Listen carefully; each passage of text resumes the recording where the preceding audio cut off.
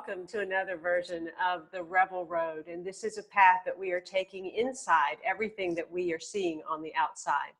There's no way to change everything that's going on out there if we're not willing to look at ourselves. And I'm very excited that I'm getting the opportunity on Conscious Consumer Network to bring deep in conversations, and especially wonderful, light-minded, like-hearted people that I just absolutely love, and people that I admire, and people that I cherish, and people that I feel have something very powerful to say that goes beyond what we just see generally out there in the mass market. I want to deepen these conversations so that they become integrated in your mind, your heart, your body, your spirit, so that they expand you, so that they get you to see from new perspectives. And I can't imagine a better guest than I have today. My dear, dear friend, someone who I completely respect and admire, someone who just has conversations that are so expanded and take us to the far reaches of far dimensions.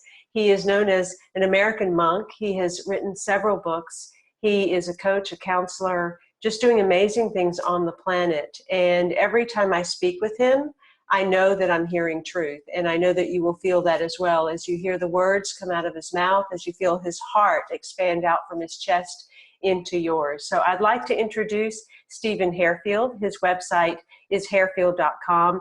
Definitely get to know him. Get your copy of Metaphysical Interpretation of the Bible and anything that you can get your hands on that is by him. But most of all, breathe him in over the course of this next hour, because we are going to have a really deep conversation, and we're going to talk about a lot of heavy topics of things that are going on right now. So without further ado, let's just dive right in. Welcome, Stephen. Hey, you know what? I just jumped in and the water's not all that cold. You know, you suggested something in the introduction about integrating things. And I have to believe that right now, even when we look at the world, there's a whole lot of integration going on. You know, we all know intellectually the idea of oneness, but we live in the idea of separation. And we're seeing that which has created the conflicts. And what is being integrated into us is living in the idea of unification, no matter where you're from, no matter what race you are, no matter whether you're male or female, and no matter what your belief system is. There's only one thing that can stand under all that's going on, and that's the human integrated with its own self as a being, not a human being, as a being. Does that make sense, Simran? It makes absolute sense. And what I know to be true is every person on the planet's essence is love. And so love is asking something of us. Love is everything in the field around us, and it's all asking something of us. Love is even those things that are occurring that we want to judge and look at as really, really bad. And you are just the perfect person to bring that to light, because you are prophetic. You have really studied things. You see things in a tremendously expansive way. And I'd like to go into a little bit about what love is asking of us, truly. Love is asking us to get rid of all the junk. One of the things that's shared by me with people, and I'll use direct words from time to time, Simran, but love is what we truly are, and I'm in complete alignment with that. We're living as everything we're not. If we look at the world today, through ancient prophecy, it actually tells us this, that anything negative that goes on within us first has to be exposed before it can ever be realized and removed. And everything that we're seeing in the world is a dynamic of, which is war, conflict, race, judgment, and we can lump anything negative into the idea of that's the opposite of what love is. If people stop and realize we were created by the divine, through the divine, as the divine, and the divine is only love, and we've been conditioned, simply conditioned, into an unnatural state. I mean, comically speaking. It's a natural world, but we live in square houses. Is that a natural idea? Nah.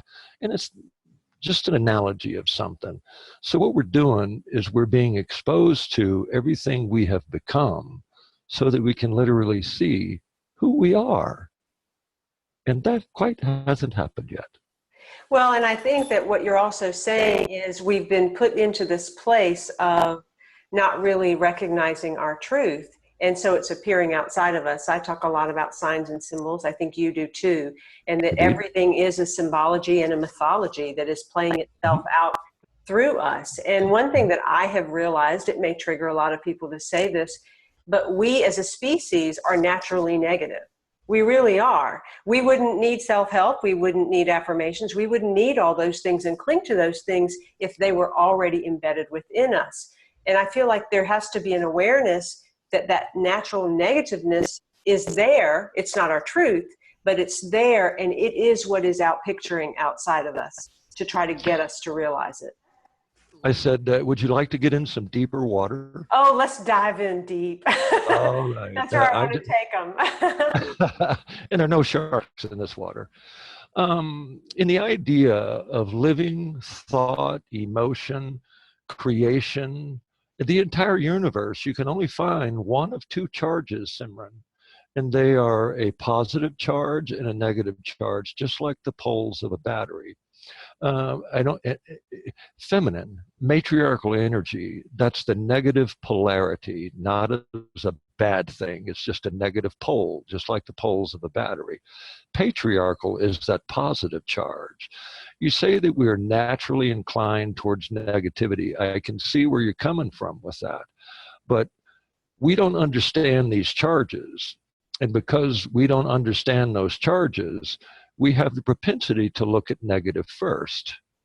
There's an interesting thing about the logical side of mind. The logical side of mind will not trust, and that's patriarchal, by the way, but the logical side of mind will not trust anything it cannot understand. So what it does is it loves to give everything's identities. Because if I can identify this, then I can trust it and I can understand it. Well, ladies and gentlemen, everything you've been identifying as yourself, everything you've been identifying as this world is being radically shifted, because ancient prophecy tells us we're going to go from a patriarchal society into a matriarchal society. And what we're seeing in all the conflicts, all the negativity, the churches being burned, the events that just happened in your community, that's that patriarchal energy saying, I'm not letting go yet. I own you, I control you, and I'm going to make you see everything through a negative set of eyeballs. Well, mama's coming, matriarchal's coming, and there's nothing patriarchal is ever going to do about it. Matriarchal doesn't necessarily need that level of identity that the logical patriarchal side of mind does. And because of the identities and patriarchal thinking it needs to hold on to it, it's going to put all the effort and conflict into it that it can, so it'll disturb humans' minds. So you're correct in the sense we look at everything negative first.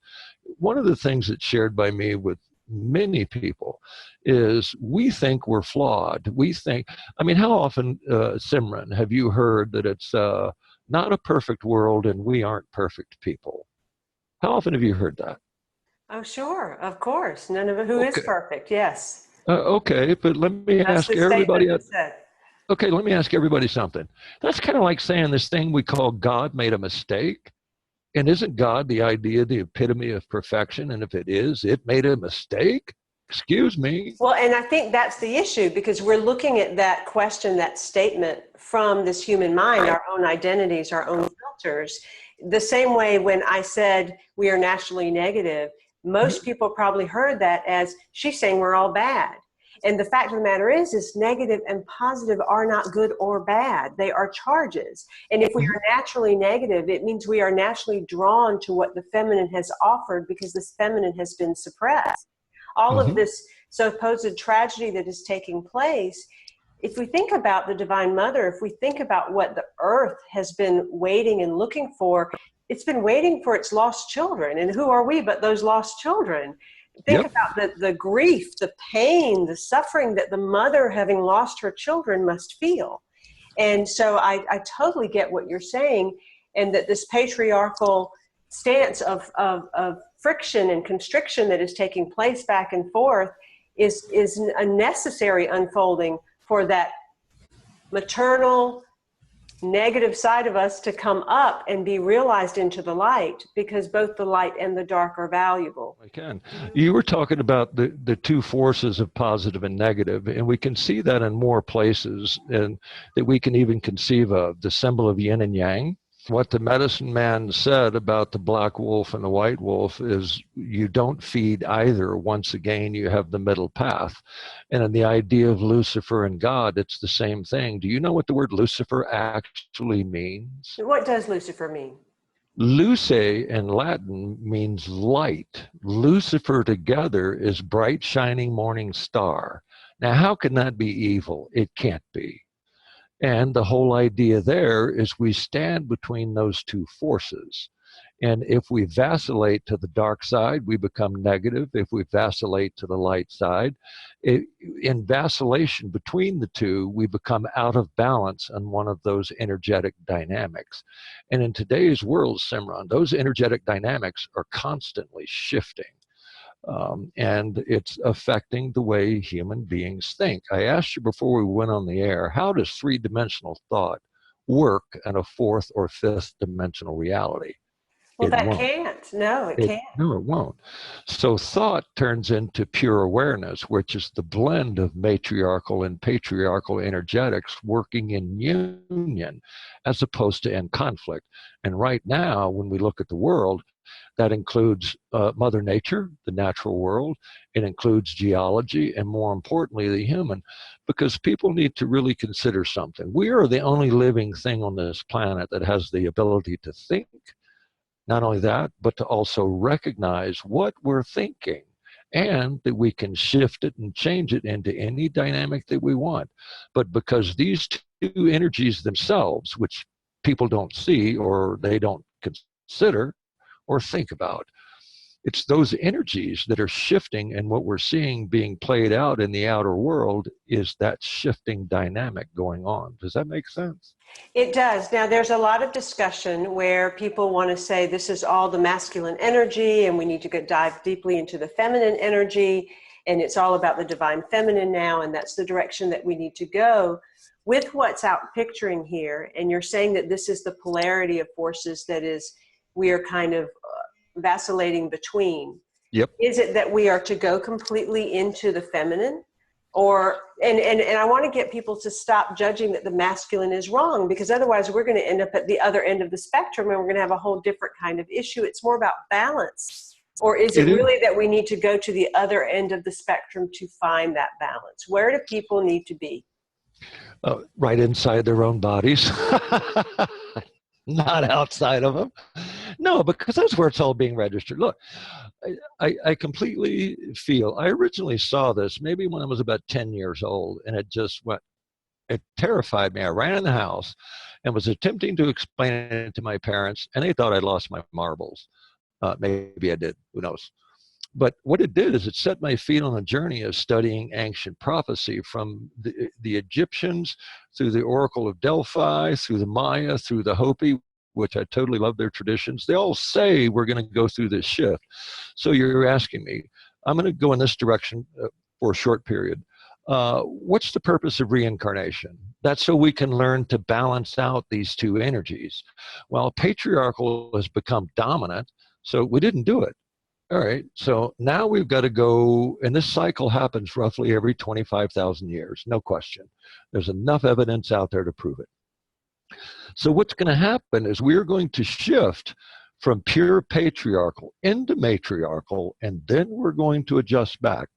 Look at the whole idea of the gays and lesbians. I have no issue with that. That now they have a right to become partners, legal, okay.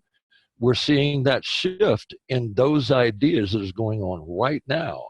So what's going to happen is we're going to go from total patriarchal, and it's fighting us, and it's really hammering us, and then we're going to shift into total matriarchal, and then it's going to slowly pull back. But there's a lot of material things that we're going to go through as that goes on. But then it comes into perfect balance. Is part of that, Stephen, and perhaps the gay lesbian flag and all the right to marry and all of that is a huge piece in this, is part of that to help us break from identity? Because I know just through my own experiences of the last 2 years, if not longer, but especially the Longer. last 2 years, has been really breaking apart identity piece by piece. Okay, this isn't who I am either, and this is not who I am either. And, you know, it makes you sit there and go, I don't really know who I am. You know, and you raised a question right before we started this interview. I'd love for you to bring that point back too, because oftentimes people do end up in that place thinking everything's crumbling around me, everything's changing around me. I have no idea who I am. Will I ever really know? You know, Alice in Wonderland for a moment. When Alice in Wonderland met the caterpillar, he didn't look at her and say, "What are you?" He asked, "Who are you?"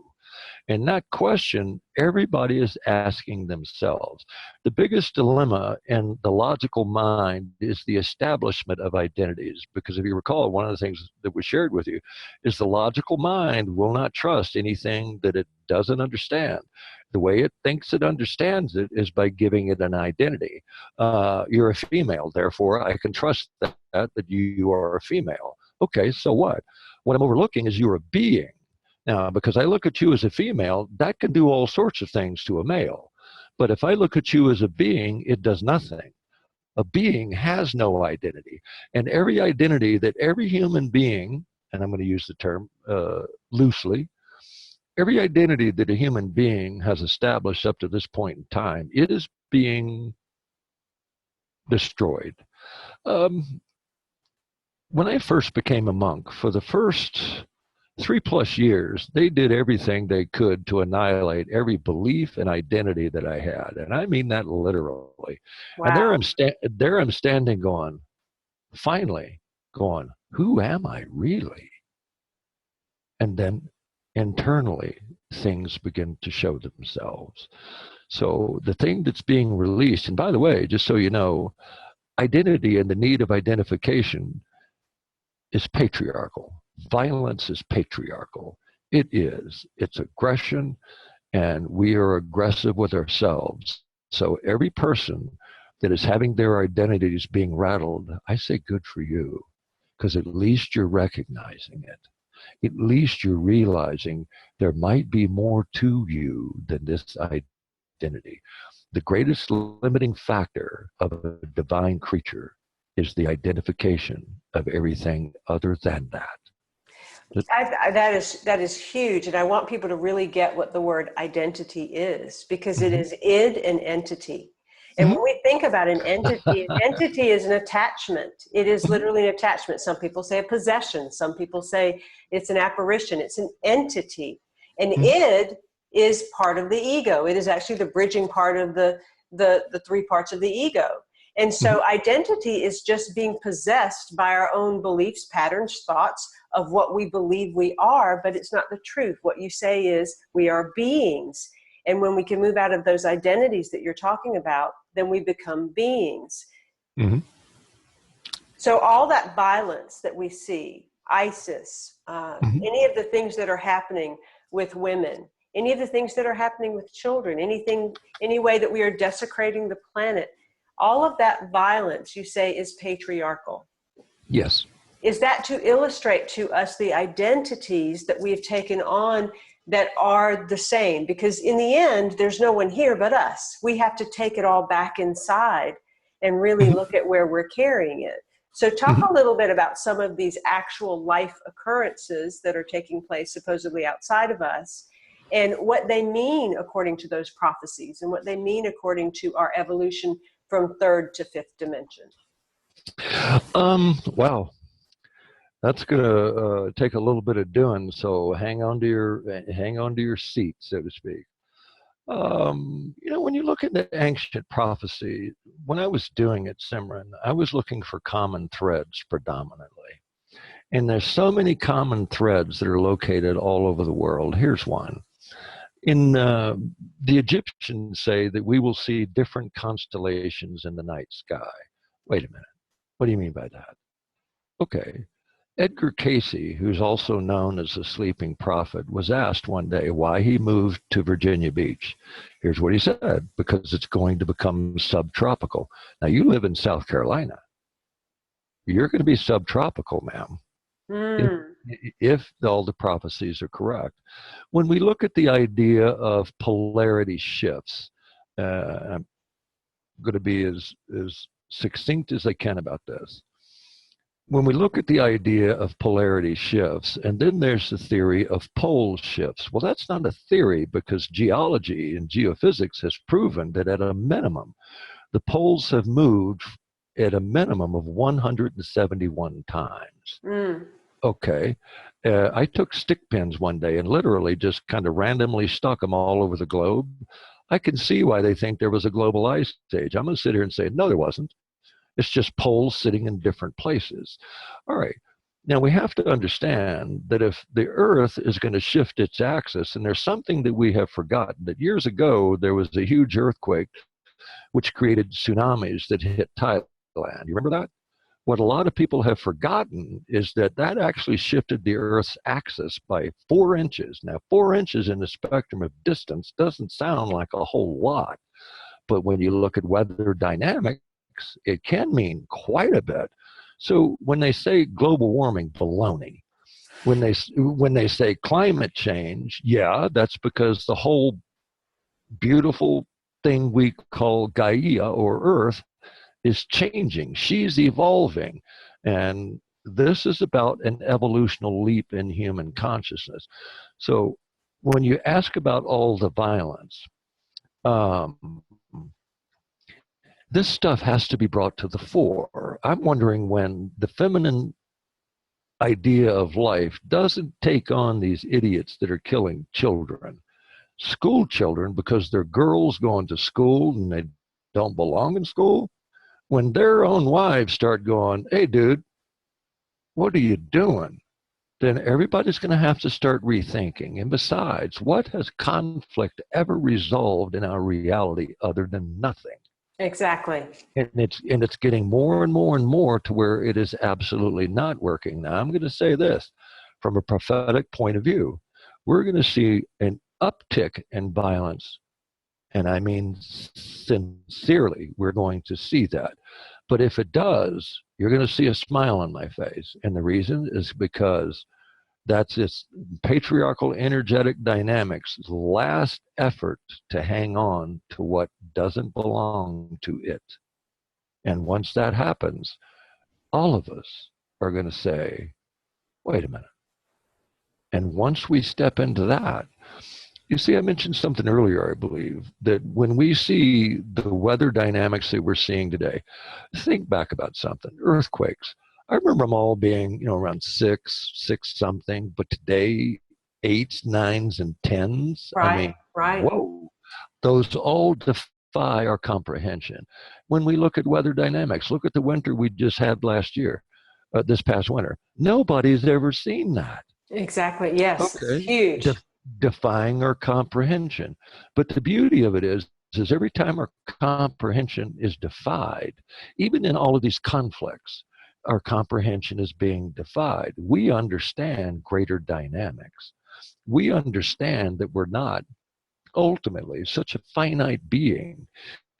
And when we establish all these identities, excuse me, all we're doing is living in a finite body that we determine to be finite, limited, and can or cannot do this or that or whatever. But through this idea of conflict, truth is actually the undercurrent of being revealed. Perfect example. Nobody would have thought after Ferguson and Baltimore that everybody would have banded together in the South. I was raised there, Virginia. In the South, no matter what race, creed, or color you were, no matter what your belief was, and walk together and unify together. I thought that was the most astoundingly, magnificent thing, showing the true expression of what human can do. And the more and more that we see that, and we will also see that as well, Simran, that's going to end up getting people to rethink what they're doing.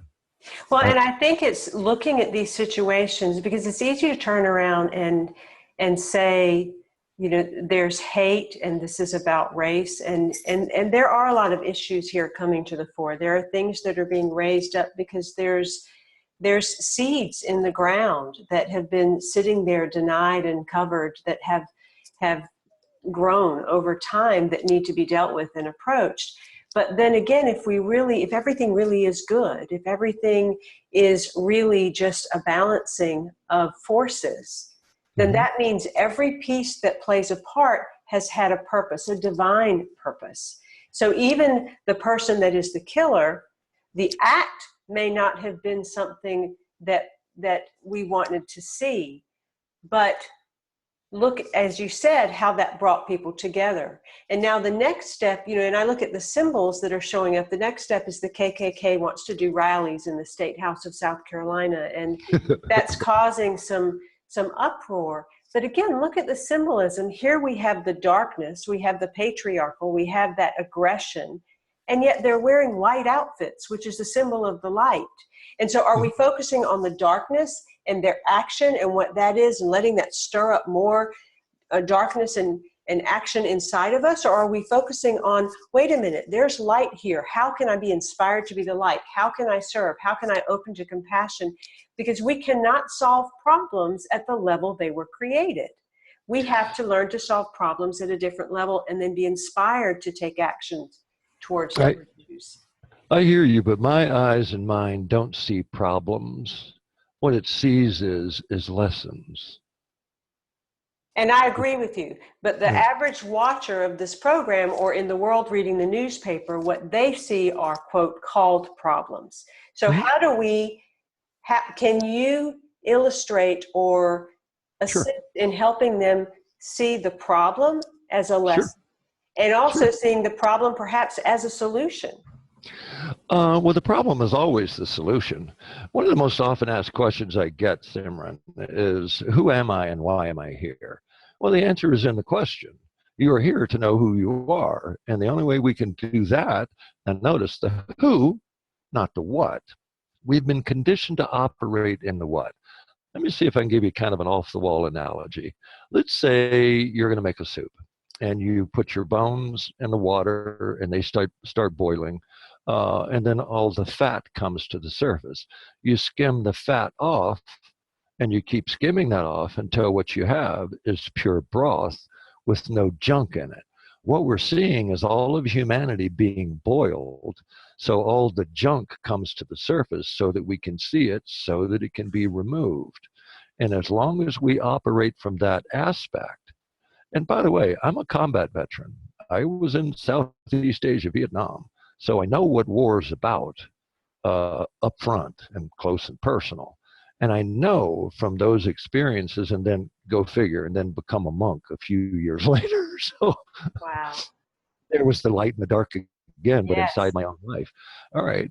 But it helped me realize the stuff that's absolutely unnecessary. The mass of humanity, we are conditioned to live in a certain manner. And in a certain way, depending on no matter where in the world that you live. Okay, if there's only going to be oneness, then the beliefs that people have held to is the fat that comes to the surface. Because one of the things I shared with you earlier is the first 3+ years as a monk, I had every belief and identity that I'd ever attempted to establish just absolutely eradicated. And it was funny the way that they did it. And it was friendly the way that they did it. But when we look at the masses, 6 billion plus people that have been operating in a certain dynamic for all of their lives, and now they find they can't operate in that, that's going to be frustrating to them. And if you look, I'd love to ask people this question: what out there is actually working? Are the governments, are the economies, are the monetary systems, are the medical systems, are the religious educational systems? You tell me what out there is actually working. It's not. It's not. Because we as beings have outgrown it, but because we're still attempting to hold on to, as you said it earlier, my friend, as we attempt to still hold on to those identities, well, then the progress, the evolvement, and the forward movement can't happen.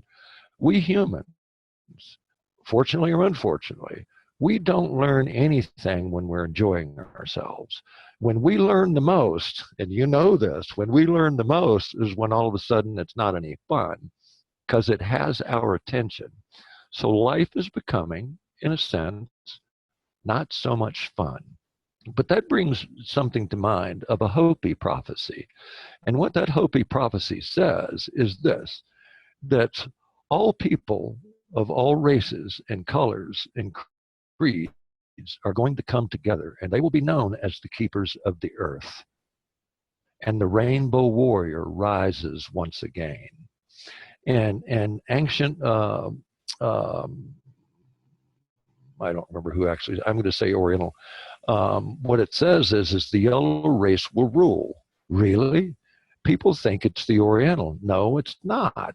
It's golden people where all races have intermingled, and there's no longer African, Hindi, Caucasian. And if you look around you, we're seeing it going on now. We're seeing all of that coming together. So it's happening slowly on one hand, but the universe is saying, okay, we're going to hit the gas pedal now. Well, and we say it's happening slowly, but yet is it? Because prophecies are also illustrating that 2027 is that shift into the era of peace. So there's a huge shift that's taking place in this period. And for that to happen, things do have to crumble. Legal systems, business systems, banking systems, economic systems, it's all part of that soup boiling over so that it can just be left pure. Absolutely. And I'm not so sure about 2027. I'm going to go ahead and say it. It's going to be a lot sooner than that. I think you can change that 2 into a 1. Wow. Wow. All right. So, because it's a lot closer. One of the things that was shared is it is accelerating. I'm going to ask you an interesting question. What could you say is the highest physical vibrating thing that you can think of? The first things that came to mind for me were love or a baby, a child. The physical thing that you can see, the highest vibrating thing. Can you see that? Oh, the light, yes. Flame, fire. All right, prophecy tells us that in that time, the ground will become so hot that you will not be able to walk on it with your bare feet. Okay, there's a signpost, everybody. Global warming? Not really. Higher vibration, or higher vibration is what causes fire. Fire is atomic structure. Heat accelerates the vibration of atomic structure. Now, consider the human for a second. If that's true, and that is a universal truth, which means if it fits in one place, it has to fit everywhere. Okay, that means every human's atomic structure is vibrating at a much more accelerated rate. And by the way, that accelerates every single day almost. It's vibrating faster and faster and faster. Have you noticed that for the most part, time seems to be really zipping by? It's not a function of age. And then there are other moments where it seems like, gosh, an hour went by and it's been 1 minute. Okay, I can explain both of those. I'm gonna have you stop before you explain the time, because you said something that's got me going all kinds of different places, and that was Awesome. about the fire, and it was about the high vibration of fire, and there have been some things that have been happening, but it just illustrates, number one, how connected we are. It lets my identity tell me how brilliant I am. Good. And it just illustrates something that signs and symbols do appear. When I created the trailer for this show, something kept saying, use fire, use fire. So when people see the trailer of the show, it is all fire, burning things up. And awesome. That illustrates what you just said. But when I was on the actual Rebel Road tour, touring the country for 11 months, every place we went, right before a show and right after a show, we always saw a fire truck. And it was always blaring and moving. When we began this journey on the Rebel Road, we saw an actual vehicle on fire, like fully in flames, engulfed in flames. And we thought, oh my goodness. And when we completed, we saw it fully in flames, engulfed in flames, another vehicle in the exact same way. And what I came to at the end of that to realize was the fire trucks were not showing alarm or something that was negative or bad. But it was that as we moved through the country and I did my show, I was lighting people's fires, that a vibration was rising. And then you just said that just now. And so it just shows that there's not only these symbolisms and ideas that are so clearly illustrating themselves, but how connected we really are if we let ourselves go there to that expansiveness of thought. And then that means we are beyond time, we are beyond space. And with that, I'm going to let you go into that conversation about time. We are actually beyond time and beyond space, but it's the idea of identity that keeps us bound into the three-dimensional reality. I mean, let me ask you this silly question. If you knew you were going to live throughout eternity as Simran, okay, there was no more birth and death for you. And by the way, ancient prophecy says that's going to happen, that we will overcome birth and death. Even in the Bible, Mark 13, Christ himself says, you will and in that time, you will overcome death. Whoa. Okay, if you're going to live for eternity, does yesterday really matter? Does tomorrow matter? No. You're going to be so present that time will be totally irrelevant. So we're seeing even the last vestiges of that. What I was going to share with you is when you feel like time is slowing down, according to Einstein, when we go faster than the speed of light, time comes to a standing still. Yes. All right. So as you vibrate higher and you catch up to it, that's when time seems to be going quicker. You catch up to it. And then all of a sudden it seems like, whoa, I've been here 2 hours. And you look down, it's been 2 minutes. Well, you're just in warp drive in that moment. And time has become irrelevant. That's going to become the normal operating mode for the human consciousness. I didn't say human mind, I said human consciousness. And this has to be put on to us a little bit at a time, because for us to all of a sudden, we intellectually understand infinity. And I'm going to go ahead and say it. You, like I, like every single human, is more infinite and more powerful than we could ever even consider. And we're not able to wield that power until we understand ourselves in that power. An analogy. I had a gentleman ask me one day, he said, Stephen, if you had absolute power, what would you do with it? And that's assuming I don't. I looked at him and said, well, Dan, I wouldn't do anything with it. He goes, what? You wouldn't end all these wars? You wouldn't get rid of all the illness in this world? And I looked at him and said, Dan, if I did that and I end all the wars, am I not creating anything more or less than the world I want? And if I do that, am I not the biggest tyrant there could ever be? And more importantly, if I did that, am I not robbing every human from understanding that they themselves can wield absolute power if they were to choose? And he goes, oh, I get it. Powerful. Every human has to get it, but they have to get it in their own way and in their own time. Now, I'm going to go ahead and say this, that in this shift, look at it as a graduation of sorts. Not everybody's going to graduate. Simran, this happens every 25,000 years. I mean, they had global warming 25,000 years ago, 75,000 years ago, 100,000 years ago, through ice core samples. They know that. Okay. So this is just a cycle of human and human consciousness working to achieve its origin or natural state of that divine being. To do that, we have to let go of all of these identities, this thing we term as physical reality, which we're bound to by judgment.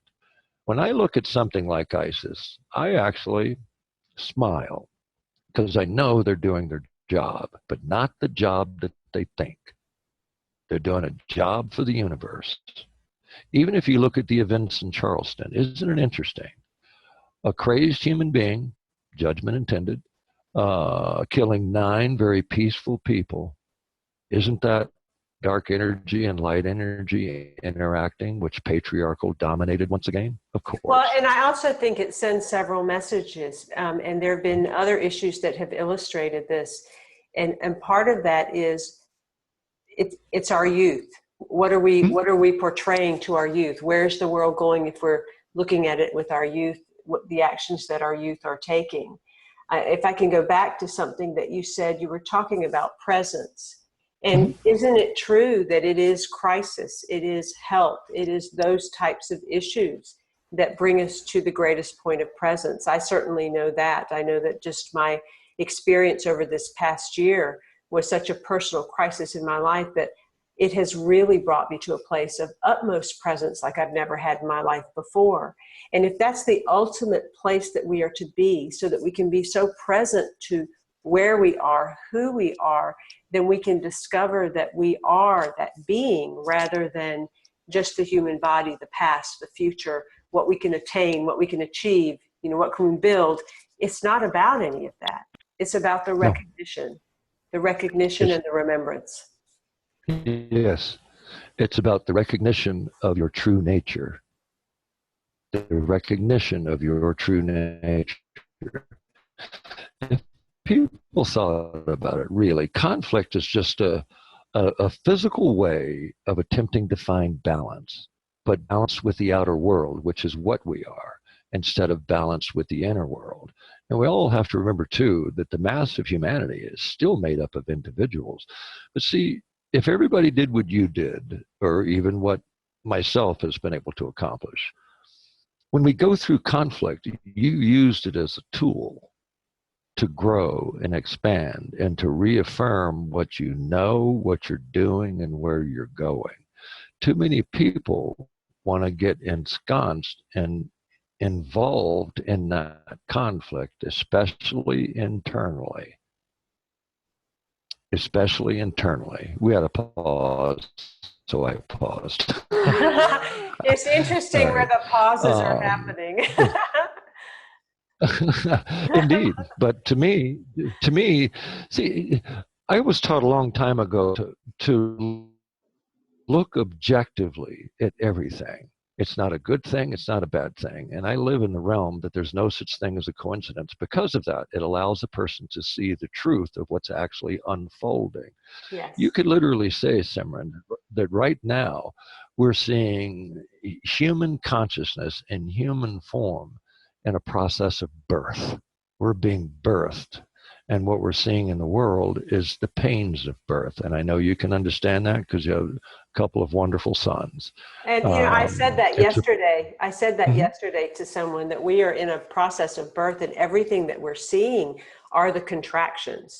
Absolutely. And some of them are those Braxton Hicks contractions that saying it's not ready for birth yet. Most of them are that right now. They're saying prepare, breathe, deepen, still, rest, nurture. Yes. Because so much of what is occurring in the world, whether we look at Charleston or whether we look at ISIS or whether we look at any issue going on the planet, it's asking about caring for the soul. And I don't know that people get what caring for the soul means. It's not about caring for the human. We need to do that too. But there's a deeper essence that is the soul that needs care. And once we look at the care of the soul, there's a soul of the world that is being asked to be cared for as well. And that is a greater part of us, a greater body of us. Let me ask you to maybe give it a little bit of a different perspective, at least for the listeners. In the Nag Hammadi ancient text, in the Gospel of Thomas, you would read these words, that if you do not bring forth what is within you, then what is within you will destroy you. But if you bring forth what is within you will save you. You see, sometimes we honestly think that we have to care for the soul. Sometimes it's my sense that that's a little bit backward. The soul is attempting to take care of us, to which we don't listen to, because it doesn't beat us over the head with a stick.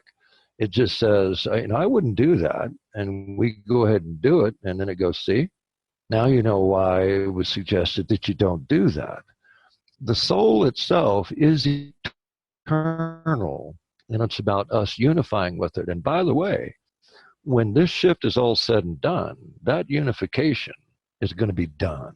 And we will be totally unified as soul and flesh, as one operating dynamic, as the same thing. So instead of taking care of the soul, you can say in one word, two, or a couple, love all you can. because that's what the soul knows. And it Yes. doesn't do anything any different than that, which includes something you've learned, and that's loving your own self. We aren't excluded from that as the individual, because the soul knows we're all perfect. It's just the human doesn't recognize that. And there, I think, is the dilemma. And I think that is what's being removed in this moment. Another statement out of the Nag Hammadi, and it says this: when you make the two into one, and you say, mountain, move from here to there, it will be given you. Now really think about that. When those two energetic dynamics, by the way, your physiology is patriarchal, your soul is matriarchal. So when we move more from that patriarchal concept into matriarchal, then the soul's going to be in the driver's seat. It is anyway. But then when it adjusts back, now you've got the perfect blend of physiology and divine operating from one source, love. Unconditionally, by the way. That one's huge. Repeat this. Repeat the first quote, and then I know there are probably many listeners that are saying, "Okay, how do I get those two together? Where do I?" Gotcha. You know, for me, it was the shadow side of myself and the light side of myself, and marrying them, and that's kind of how I describe it. That's to me what lover and beloved is. But I'd love for your perspective, because you break it down so beautifully. Okay, the quote is this. Again, it's the Gospel of Thomas out of the Nag Hammadi, and anybody can find that book if they wish. That it says, if you do not bring forth what is within you will destroy you. But if you bring forth what is within you will save you. You ask, how do you do it? I've got always, ladies and gentlemen, everybody out there, always take the simple path. It's not the easy one, it's the simple one. All right. If there's one sin and only one, it's the idea of separation. If we realize we aren't separated from our soul, we aren't. We have life because of soul. On birth, Simran, correct me if I'm off base here. The first thing an infant does when they're born is, don't they inhale? Yes. Once they're slapped. Okay, all right, yes, but they inhale, which, by the way, every inhale is feminine. Okay. And the last thing a human does is, upon transition, is they exhale. The soul enters on inhale, exits on exhale. All right. And exhale is patriarchal. You still have the same two ideas. But here's the thing. When you unify the two, you've overcome death, and the unification of both of those ideas, just the recognition that you are more than just a body. Your soul animates you. Without that, you have no animation. So it's already there, it's already present, and all it wants to do is go, hey, you awake yet? You know I'm here yet? No, you don't. Okay, I'll have to do something else until you get it. And that's when life becomes difficult, more difficult, and more difficult, until the soul puts us in such a corner, we go, what in the world? And then life changes. See, to me, because of what Simran has evolved into, you have evolved into that unification, ma'am. And I commend you on that, because you have. And you had to go through all sorts of hockey to get there. All right, but life, that was me not listening to my soul. Yeah, but now you are. Yes. And now you are that rebel, but not really. And we both understand that. So you see, it's not a complex thing. You can do it through meditation. There's breathing alone can help you do that. Appreciation of your own self. You know, let me, if I might, for a moment. When the soul says, okay, I'm going in, I've got it, I know how to do this, and it creates Simran. And then we stand there and we're looking in the mirror and go, why didn't I have blonde hair and blue eyes? And the soul goes, oh, dang it. Okay, next time. All right. all you're doing is not looking at the temple that your own being created as a sacred thing. When we start looking at ourselves as that sacred thing, and we realize that our soul gave us this opportunity, then you and that soul are one and the same thing. You are in complete and total alignment. You are sacred. That's your temple. Now you treat it better than you did, don't you? Well, and for me, what had to get me to that place, and what I see happening as some of these crises happen, is that the heart has to break. Something has to touch the heart to such a degree that compassion starts to seep out of it, starts to flow out of it. We talk about compassion, but until you've met something that touches your heart to that degree, that breaks you open, you cannot have compassion for the other, because you've never even seen your own pain. And that pain that we express outwardly for something else is really that pain that we've held inside, that it resonated with, that cracked us open to see our own. And it takes turmoil and violence to do it. It does. It doesn't have to. No, it doesn't. I took the peaceful road as a monk, and they cracked my egg, and I was left standing there shaking, going, oh my. All right. But it doesn't mean that there hasn't been difficult things since. But going through difficulty through the eyes of the soul is a walk in the park, because you're looking at it objectively. You see, if you have compassion for yourself first, then it's easy to extend it to others. Very easy. So you see, if you take your personal experiences, my personal experiences, and then you look at the world, isn't that what's going on in a nutshell? That heart is being cracked because we don't want to do it the simple way, just simply by embracing each other. And we can do that. It's a simple choice. You see, when in the idea of creation, it gave us the power to choose how we are going to experience ourselves. Not life, ourselves. And most people are resistant to their very own self. What does that get them other than resistance? That's all it's going to get them. But the moment, this is said by me as often as I can, the path of self-acceptance is the greatest path that anyone will ever walk. Because that means accepting oneself, no matter where you are, no matter what you're doing, and no matter what your experience is. That acceptance is huge. Because if you do that, then there's no judgment involved. It can't be. And that is why I invited Stephen Hairfield to be on my show. Because he's incredible. And I knew that this would be a powerful show to really illustrate some concepts and thoughts, some ideas that might seep into your being and let you experience yourself in a new way, deepen the compassion that you have for yourself, open your eyes to the world with a different filter so that you can expand a little bit wider.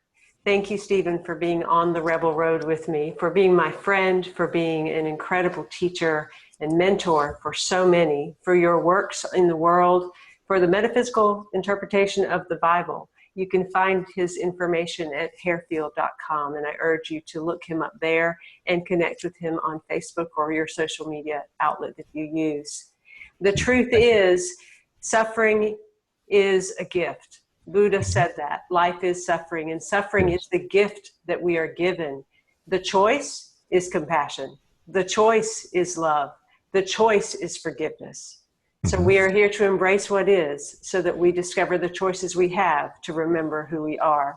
Until next time, this has been Simran on the Rebel Road. I look forward to deepening the conversation with you, to uniting with you until we all come to that true, beautiful place of oneness. In love, of love, with love, and as love. Until next time.